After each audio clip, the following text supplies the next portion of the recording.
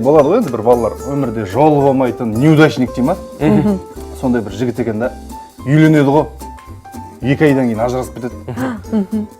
Сөйтіп жаңағы жұмысқа кіреді. Көп ұзамай 2-3 айдан кейін жұмыстан да шығып кетеді жаңағы. Бизнес істеймін дейді де кредит алады. Карантин болып кетеді. Жол болмайды да, короче, жаңағы ағыр шығып кетеді.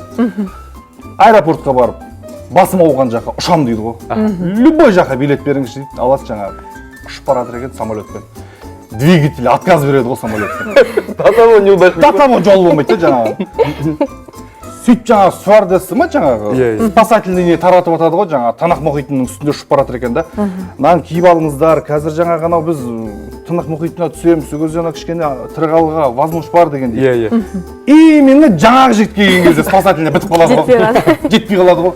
Сөйтіп отыр дейді жаңағы бұрышта аянышты көзбен жаңағы жаны ашып кеткен ғой жаңағы анау стюардессаның.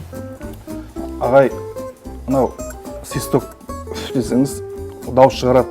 Мына свистокты алып алыңыз, мойныңызға тағып алыңыз. Қазір ана Тынық мұхитына құлаймыз жаңағы.